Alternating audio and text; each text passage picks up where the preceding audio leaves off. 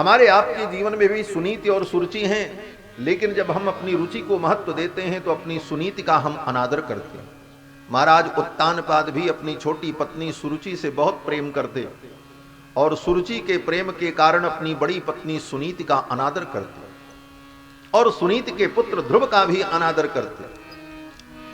एक दिन 5 वर्ष के बालक ध्रुव जी महाराज कहीं से खेलते खेलते आ गए सभा में।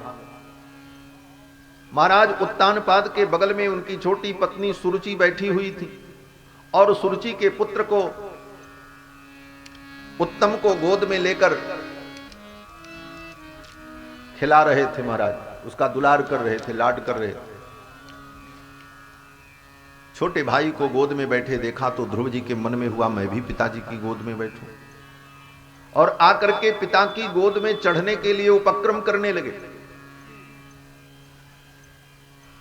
जैसे कोई छोटा बालक माता पिता की गोद में जाना चाहता है तो अपने हाथ को उठा करके इशारा करता है कि मुझे उठा लो। 5 वर्ष के बालक ध्रुव जी महाराज भी इसी भाव से अपने पिता की ओर हाथ बढ़ा करके देखने लगे, पिताजी मुझे उठा लें। लेकिन जब तक पिताजी उठा करके गोद में बैठाते तब तक बगल में बैठी हुई सुरुचि ने हाथ पकड़ करके घसीट दिया और घसीट करके किनारे करके डांट लगाई। सौतेली मां सुरुचि ने कहा कि नग, हे ध्रुव, तुम इनकी गोद में नहीं बैठ सकते। न वत्स निपतेर धृष्ट्यम भवानारूढ़ुमर्हति। हे वत्स, तुम इनकी गोद में नहीं बैठ सकते, इस आसन पर तुम्हें बैठने का अधिकार नहीं। ध्रुव जी ने कहा क्यों? ये मेरे पिता हैं। तो सौतेली मां ने कहा पिता तो तुम्हारे ये हैं, लेकिन मैं तुम्हारी मां नहीं हूं। जब तुम मेरे गर्भ से पैदा होगे तभी तुम्हें यह अधिकार प्राप्त होगा कि इनके सिंहासन पर बैठो, इनकी गोद में बैठो। न गृहीतो मया यत्वं कुक्षावपि नृपात्मजः। तुम मेरी कोख से पैदा नहीं हुए, इसीलिए तुमको गोद में बैठने का अधिकार नहीं। तुम इस सिंहासन के अधिकारी नहीं हो सकते। ऐसा कहते हुए हाथ पकड़ करके घसीट करके ध्रुव का अपमान कर दिया सौतेली मां सुरुचि ने। और सौतेली मां सुरुचि ने कहा कि अगर तुम्हारे मन में इच्छा है कि इनकी गोद में बैठे, इस सिंहासन पर बैठे, तो जाओ जाकर के तपस्या करो। तपसाराध्य पुरुषम तस्यैवानुग्रहेण में गर्भे त्वं साधयात्मानं यदि इच्छसि नृपासनम्। जाकर के तपस्या करो और तपस्या के द्वारा भगवान को प्रसन्न करो। भगवान प्रसन्न हो जाएं तुम्हारे ऊपर तो भगवान से ही वरदान मांगना, मेरा अगला जन्म सुरुचि के गर्भ से हो। गर्भे तुम साधयात्मानम यदि इच्छसि नृपासनम। अगर पिता के इस आसन को, उत्तराधिकार को चाहते हो तो जाकर के तपस्या करो, तपस्या करके फिर आओ और मेरे गर्भ से पैदा हो, तब तुमको ये गद्दी मिलेगी, तब ये गोद तुमको मिलेगी। इतनी बड़ी बात सौतेली मां सुरुचि ने ध्रुव जी से कहा। 5 वर्ष के बालक ध्रुव को बाकी बात तो नहीं समझ में आई, लेकिन ये जरूर समझ में आया कि मेरी मां ने मेरा अनादर किया, भरी सभा में मेरा अपमान किया। क्षत्रिय पुत्र है, अपमान सहन नहीं हुआ और ध्रुव जी महाराज वहां से चल पड़े। मातुस्सपत्न्यासु दुरुक्ति विद्धः। श्री मैत्रेय जी महाराज कहते हैं, विदुर, मातुस्सपत्न्या, सौतेली मां के दुर्वचनों से, मातुस्सपत्न्यासु दुरुक्ति विद्धः, सौतेली मां के दुर्वचन से ध्रुव जी का हृदय विद्ध हो गया, विदीर्ण हो गया। इतनी पीड़ा हुई।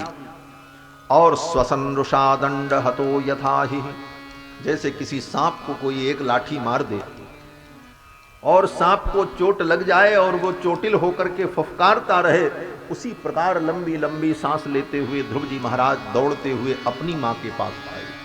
हित्वामि संतम पितरम सन्नवाचम जगाम मातु प्ररुदन सकाशम।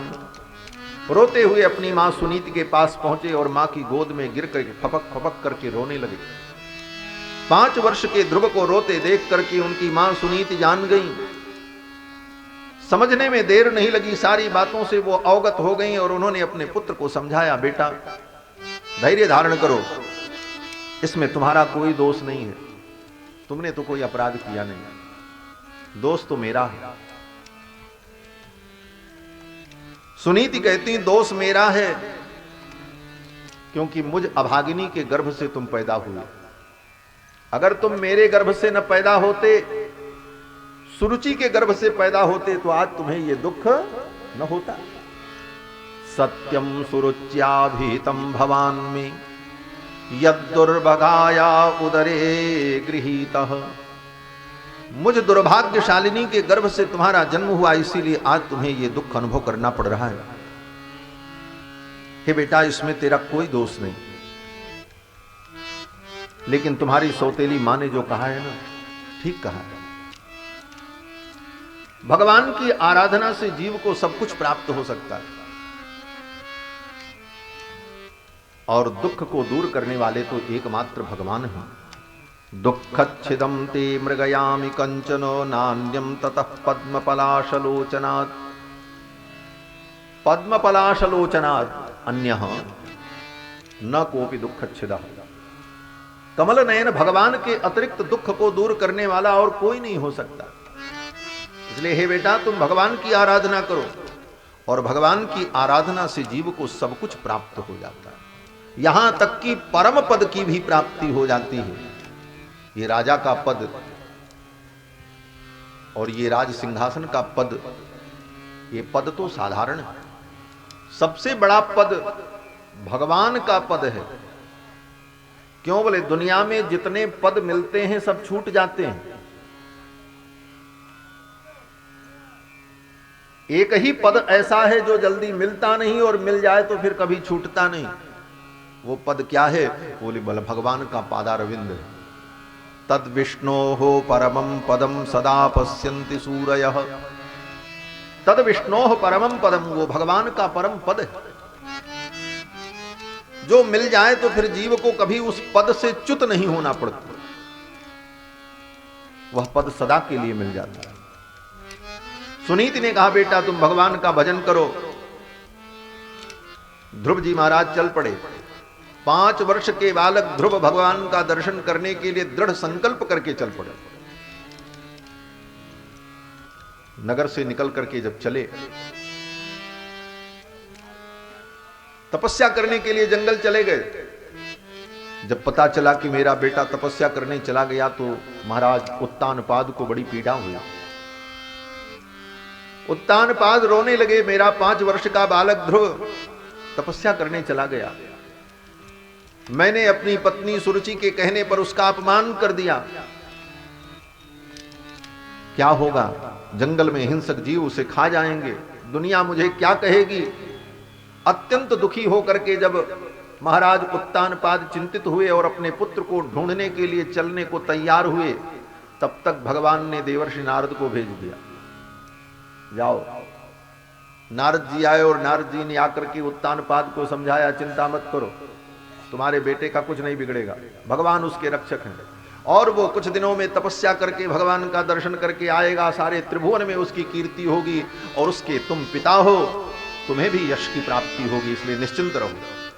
भगवान के द्वारा जो रक्षित होता है उसका कोई बाल बांका नहीं कर सकता। नारद जी ने आकर के उत्तानपाद महाराज को समझा दिया, उत्तानपाद निश्चिंत हो गए, और तब तक नारद जी ध्रुव जी के पास पहुंच गए। भगवान की प्राप्ति के लिए जब कोई जीव अग्रसर होता है, तो सबसे पहले बाधक बनने के लिए उसके परिवार के लोग ही आगे आते हैं। अभी तक ध्रुव जी से कोई प्रेम नहीं था, अब ध्रुव जी जब भगवान की प्राप्ति के लिए चले, तब पिताजी का मोह प्रकट हो गया, मैं अपने बेटे को रोक लूं, वो जंगल जाएगा, क्या खाएगा क्या पिएगा। बोले घर में था तब तो कोई चिंता नहीं थी, अब वो भगवत प्राप्ति के लिए मार्ग पर चला, तब पिताजी को चिंता हो गई। यही संसार की रीति है, कोई जीव जब भगवान की ओर बढ़ता है तो पहले उसके स्वजन ही उसके मार्ग में बाधक बनते हैं, दूसरे तो नहीं बनते। और साधक कौन बनता है? बोले साधक वही बनता है जो भगवान का होता है, भगवदीय होता है। साधक कौन बने? बोले देवर्षि नारद आए और देवर्षि नारद ने आकर के राजन को भी रोका, उत्तानपाद को भी रोका कि बाधक मत बनो, तुम यहां राज्य भोगो, बेटे की चिंता मत करो, भगवान के द्वारा वो रक्षित है, उसका बाल बांका नहीं होगा। और नारद जी इतने ही साधक नहीं बने। नारद जी आए ध्रुव के पास। ध्रुव ने नारद जी को देखा, ध्रुव जी ने नारद जी को प्रणाम किया। नारद जी ने पूछा बेटा कहां जा रहे हो? ध्रुव ने कहा तपस्या करने जा रहे हैं। नारद जी ने पूछा तपस्या कैसे होती मालूम है? ध्रुव जी ने कहा सो तो नहीं मालूम है।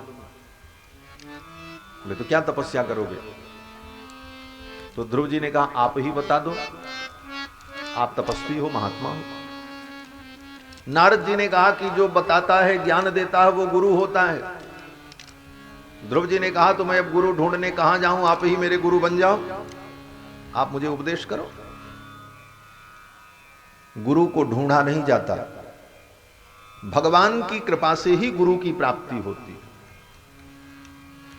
भगवान की कृपा से ही सदगुरु की प्राप्ति होती है। भगवान ही किसी सदगुरु को भेज देते हैं। जीव अगर सच्चे मन से भगवान की प्राप्ति के लिए आगे बढ़ना चाहता है, आत्म कल्याण के लिए वो भक्ति के मार्ग पर चलना चाहता है, तो स्वयं भगवान कृपा करके उसका मार्गदर्शन करने के लिए किसी सदगुरु को भेज देते हैं।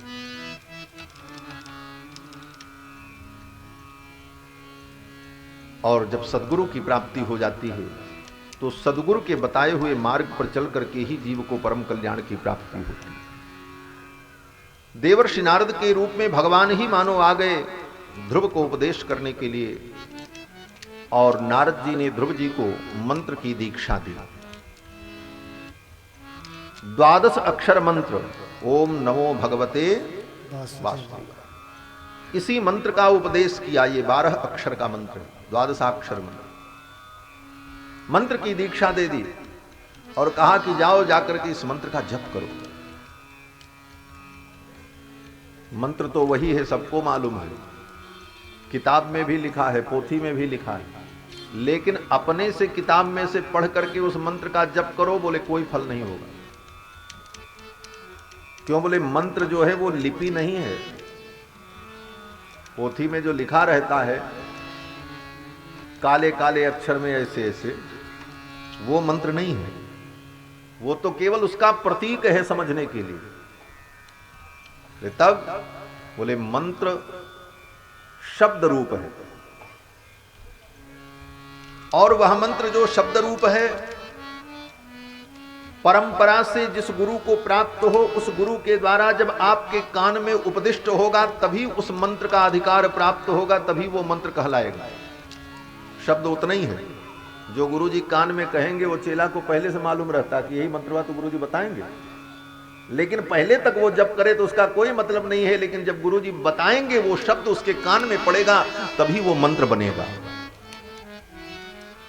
इसलिए अपने से कोई मंत्र कोई जपता रहे, उसका कोई फल नहीं होता जब तक गुरु के द्वारा प्राप्त न हो, आचार्य के द्वारा मंत्र प्राप्त न हो। हां, भगवान का नाम एक ऐसा महामंत्र है जिसको किसी से प्राप्त करने की जरूरत नहीं। महामंत्र राम जी का नाम, महामंत्र जो जपत महेश्वर, जिसका भगवान शंकर सदा जप करते हैं। भगवान का नाम, भगवान का नाम ऐसा मंत्र है जिस मंत्र को किसी गुरु से प्राप्त करने की जरूरत नहीं पड़ती। नो दीक्षा न च दक्षिणा न च पुरश्चर्या मनागीक्षते, उसके लिए न दीक्षा लेने की जरूरत है, न दक्षिणा देने की जरूरत है, न पुरस्चरण करने की जरूरत है। कैसे भी भगवान का नाम जपो, भाय कुभाय अनख आलसहु, नाम जपत मंगल दिशि। भगवान का नाम जप करने के लिए किसी से दीक्षा की जरूरत नहीं, लेकिन मंत्र के लिए तो फिर नियम है। मंत्र के लिए नियम है। मंत्र तो विधि पूर्वक प्राप्त हो तभी उस मंत्र के अनुष्ठान का फल होता है। देवर्षि नारद ने मंत्र प्रदान किया और कहा जाओ इसी मंत्र का जप करना। विधि बताई। क्या विधि बताई? बोले जमुना के तट पर चले जाना, जमुना में स्नान कर लेना और जमुना की बालू से भगवान की मूर्ति बना लेना, मिट्टी से, बालू से। बोले मिट्टी और बालू की मूर्ति क्या बनेगी? बोले ऐसे ही कुछ पिंड उंड बना लेना, प्रतीक बना लेना और भावना करना कि ये भगवान है, और इसी मंत्र से उसमें भगवान की पूजा करना। मंत्रेणानेन देवस्य कुर्यात् द्रव्यमयीं बुधः सपर्याम विविधैर द्रव्यैर देश काल विभागविद। और वहां तुम्हें जो कुछ मिल जाए, कंदमूल, फल, पुष्प, पत्र, उसी से भगवान की पूजा कर लेना। और पूजा करने के बाद इसी मंत्र का जप करना। विधि बता दी। विधि बता करके देवर्षि नारद विदा हो गए। ध्रुव जी महाराज चल पड़े और पहुंचे जमुना के तट पर मधुबन में। और गुरु जी ने जैसे बताया था ठीक वैसे ही उन्होंने, गुरु जी जितना बता दें, जो नियम बता दें, उस नियम से थोड़ा भी इधर उधर मत हो, तभी सिद्धि की प्राप्ति होगी। अब गुरु जी ने जो बताया, जितना नियम बताया, जितना काम कहा, उतना तुम करोगे नहीं और फिर कहोगे महाराज हमारा तो कल्याण ही नहीं हुआ, तो फिर गुरु जी क्या करें? गुरु के वचन प्रतीत न जेही सपने हूं सुगम न सुख सिद्धि तेही। गुरु के वचन में जिसको प्रतीति न हो, विश्वास न हो, उसको सपने में भी सिद्धि की प्राप्ति नहीं हो सकती। इसलिए गुरु जी ने जितना कहा उसी लकीर के फकीर बन जाओ। गुरु जी ने जितना नियम बता दिया उस लकीर के फकीर बन जाओ, और वो फकीरी तुम्हारे जीवन में मस्ती ला देगा, आनंद आ जाएगा, भगवत प्राप्ति हो जाएगी, जीवन धन्य हो जाएगा। लेकिन ये दृढ़ विश्वास हो गुरु के चरण में, आचार्य के चरण में। ध्रुव जी महाराज उसी विश्वास से मंत्र का जप करने लगे। महाराज मिट्टी की मूर्ति बनाई, पूजन किया, कंदमूल फल अर्पित किया, और फिर ध्यान लगाया भगवान का और मंत्र का जप करने लगे।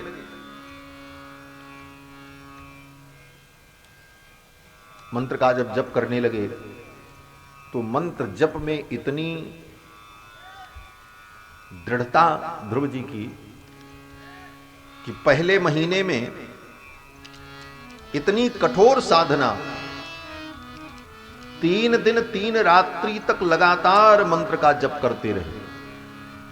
त्रिरात्रांते कपित्थ बदरासन, 3 दिन 3 रात्रि लगातार मंत्र का जप करते रहे। 24 घंटे बीत गए।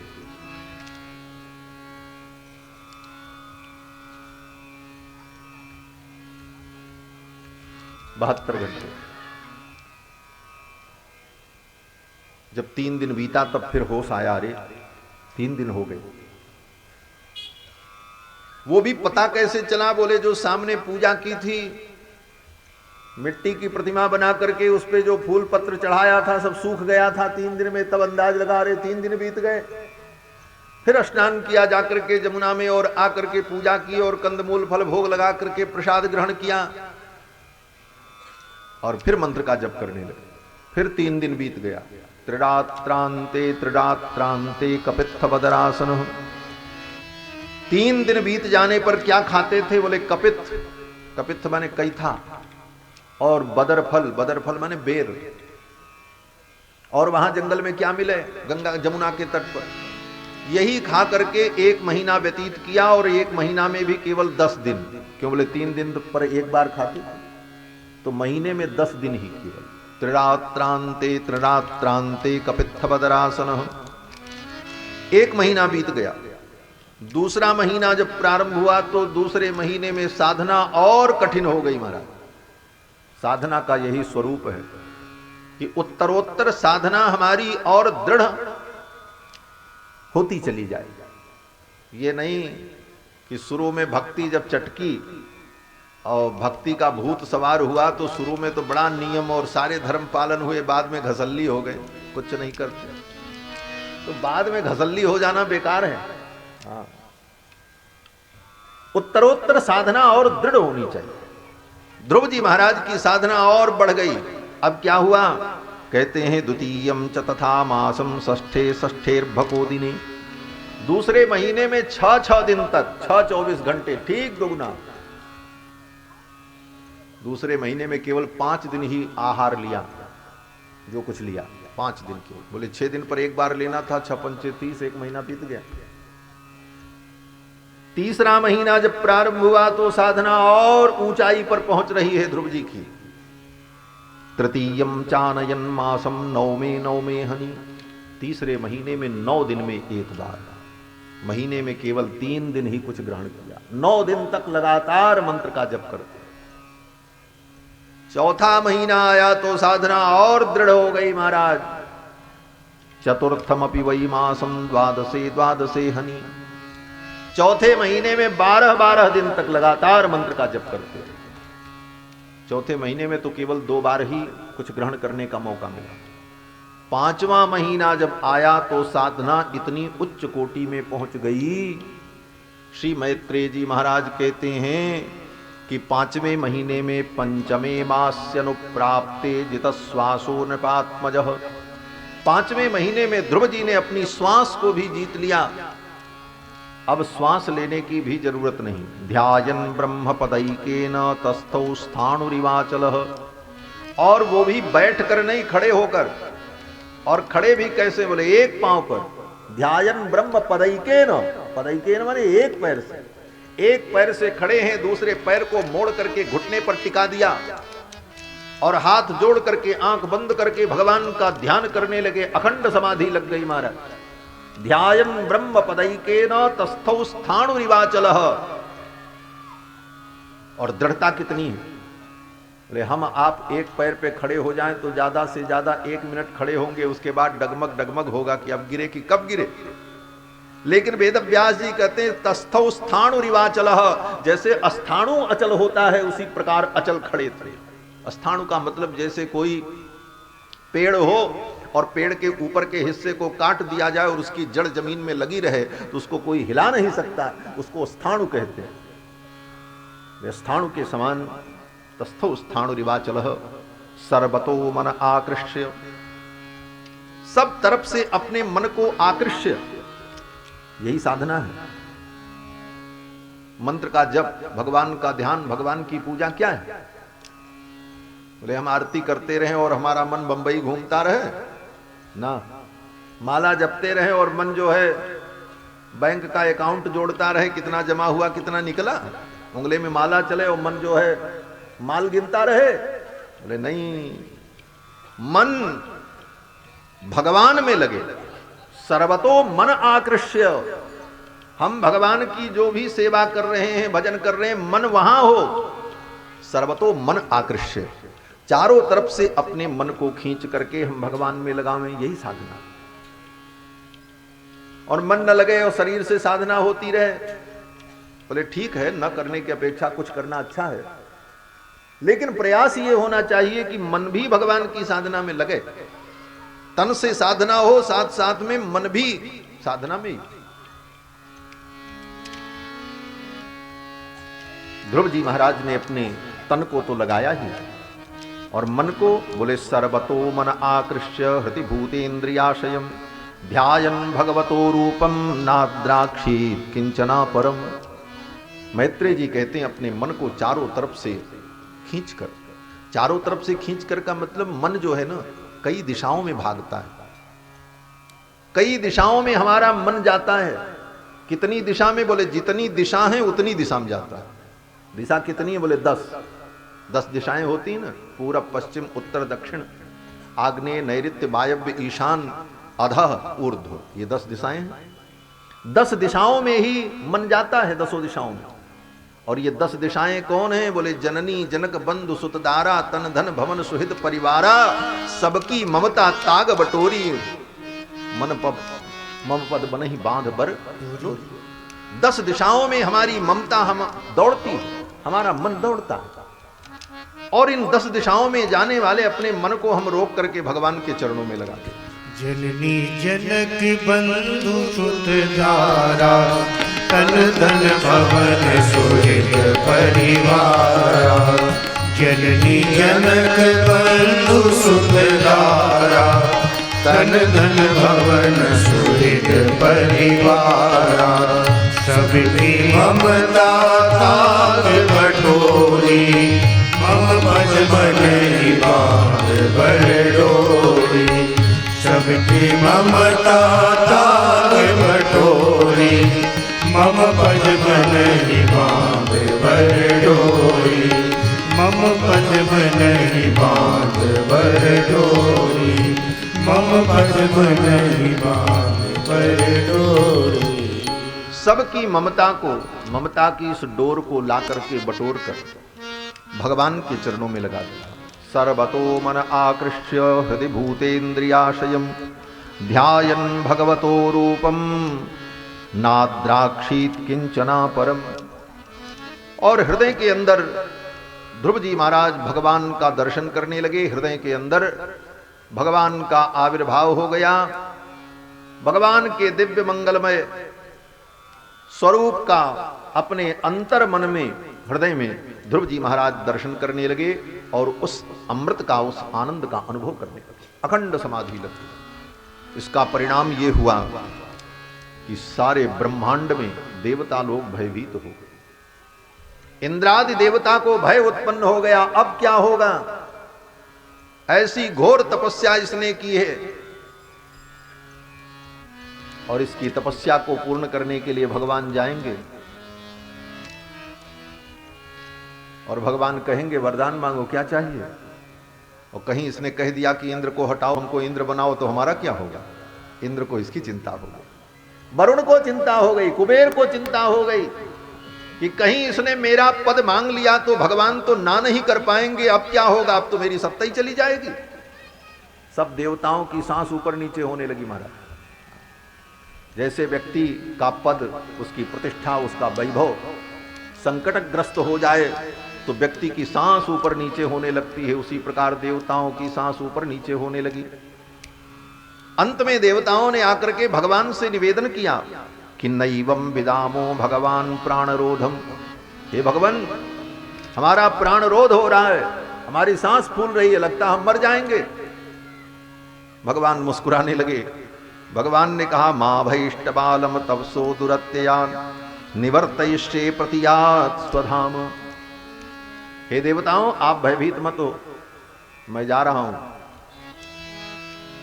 मेरा भक्त ध्रुव तपस्या कर रहा है, उसी के तप के प्रभाव से आप लोग व्याकुल हैं, लेकिन चिंता मत करिए, मैं जा रहा हूं अपने भक्त को दर्शन देने के लिए।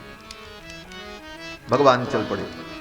श्री मैत्रेय जी महाराज कहते हैं कि सहस्र शीर्षापि ततो गरुत्मता। भगवान अपने भक्त ध्रुव को दर्शन देने जा रहे हैं। भगवान कौन है? मैत्रेय जी कहते हैं सहस्र शीर्षापि, जिनको वेदों ने सहस्र शीर्षा पुरुष सहस्राक्ष सहस्रपात सभूमिम सर्वतो वृत्वा अत्यतिष्ठ दशांगुलम, जिनको सहस्र शीर्षा पुरुष कह करके वेदों ने स्तुति की, वे भगवान जा रहे हैं। सहस्र शीर्षापि, यहां अपि शब्द जो है ना, ये भगवान की भक्त वत्सलता का बोध करा रहा है। अपि शब्द, अपि माने भी, सहस्र शीर्षापि माने इतने परम पुरुष, वेद वेद्य, अखिल कोटि ब्रह्मांड नायक, जिनको वेद सहस्र शीर्षा पुरुष कह करके जिनका गुणगान करता, वे भगवान भी एक 5 वर्ष के बालक को दर्शन देने के लिए स्वयं चल करके जा रहे हैं। अपि, ये अपि भगवान की भक्त वत्सलता का बोधक। कितने भक्त वत्सल दुनिया में, हमने आज तक यही सुना था कि प्यासा कुएं के पास जाता है, लेकिन आज भगवान की भक्त वत्सलता देखो, कुआं खुद प्यासे के पास दौड़ा चला आ रहा है। ये अपि, अपि का यही अर्थ है। भगवान अपि कहते हैं सहस्र शीर्षापि ततो गरुत्मता। और भगवान की विशेषता क्या है? बोले भगवान गरुण वाहन है। गरुण जिनका वाहन है। गरुण कौन है? बोले गरुड़ जी महाराज वेदात्मा हैं। हमारे श्री यामुनाचार्य स्वामी जी महाराज जब श्री जी की स्तुति करते हैं तो कहते हैं कि वेदात्मा विहगेश्वरो यमनिका माया जगन मोहिनी। वेदात्मा विहगेश्वर, ये विहगेश्वर जो गरुण है कौन है? बोले वेदात्मा है, वेद की आत्मा है। वेद के एक एक मंत्र, वेद की एक एक ऋचाएं, श्री गरुण जी के श्री अंग की एक एक रोमावली है, एक एक रोम है, ऐसे वेदमय गरुण पर बैठ करके स्वयं भगवान, जिनकी महिमा का वर्णन करके वेद भी थक जाते हैं और अंत में कहते हैं न इति वे भगवान सहस्र शीर्षापि आ रहे हैं मधोर बनम। अब इससे भी बड़ी बात मैत्रेय जी कहने जा रहे हैं, जो भक्तों के लिए बड़ी भावमयी उक्ति है। क्या कह रहे हैं? बोले भगवान अपने भक्त ध्रुव को दर्शन देने के लिए नहीं आ रहे हैं। अभी तक तो ये भाव था कि भाई कुआं स्वयं उठ करके प्यासे के पास आ रहा है, लेकिन फिर बदल दो, इसको व्यत्यास कर दो, भगवान भी प्यासे हैं, इनको अपने भक्त के दर्शन की प्यास है, इसलिए भगवान स्वयं दर्शन करने चले। भगवान को भी प्यास लगी है, ऐसे भक्त का मैं दर्शन करूं। भक्त तो प्यासा है, लेकिन भगवान भी प्यासे हैं। इसलिए मैत्रेय जी कहते हैं कि मधोर बनम भृत्य दृदिक्षयागतः, कस्मात् कारणात् आगतः, किस कारण से आए भगवान?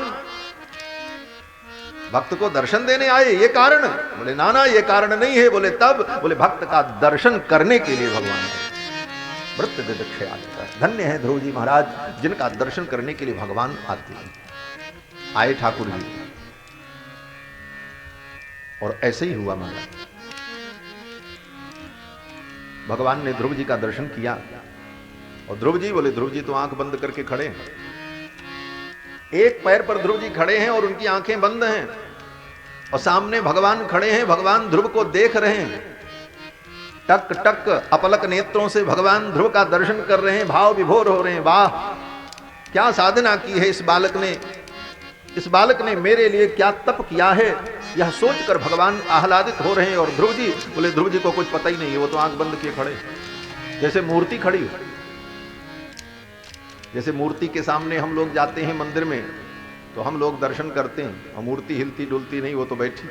ऐसे ही ध्रुव जी महाराज खड़े हैं, भगवान दर्शन कर रहे हैं। और ध्रुव जी बोले, ध्रुव जी अपने हृदय के अंदर भगवान का दर्शन कर रहे हैं। तो भगवान ने सोचा अब इसकी समाधि कैसे पूरी हो।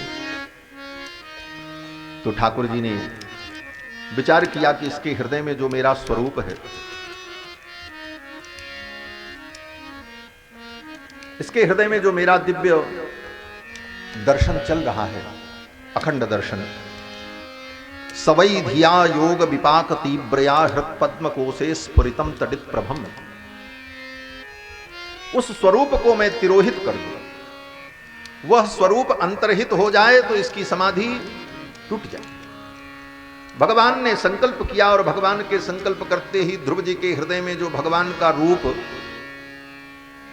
प्रस्फुरित हो रहा था, ध्रुव जी अपने हृदय में ही जिस रूप का दर्शन कर रहे थे, अचानक वो रूप गायब हो गया। तिरोहितम सहसैवोपलक्ष्य, सहसा वो रूप जब तिरोहित हुआ तो ध्रुव जी व्याकुल हो गए। अरे ये ध्यान क्यों टूट गया? क्या मेरी साधना में कोई कमी हो गई, कोई बाधा उत्पन्न हुई? ज्यों ही वो रूप अंतर्हित हुआ, ध्रुव जी व्याकुल हुए, और व्याकुल होकर के उनकी समाधि टूटी। टक से आंख खुली तो ध्रुव जी ने देखा कि जो रूप हृदय के अंदर था वही रूप सामने प्रकट था, भगवान सामने खड़े थे। बोलो श्री वैकुंठनाथ भगवान की जय। अखिल कोटि ब्रह्मांड नायक, श्वेतर समस्त वस्तु विलक्षण, अनंत गुण गंभीर भगवान श्रीमन नारायण ध्रुव के सामने खड़े। मैत्रेय जी महाराज कहते हैं कि तिरोहितम सहसैवोपलक्ष्य बहिस्थितम तदवस्थम ददर्श, जो रूप हृदय में था उसको बाहर देखा, सामने भगवान खड़े। अब तो ध्रुव जी महाराज देखने लगे, भाव विभोर हो गए। अनंत अनंत ब्रह्मांड के स्वामित्व को सूचित करने वाला किरीट मुकुट भगवान के मस्तक पर शोभा को प्राप्त हो रहा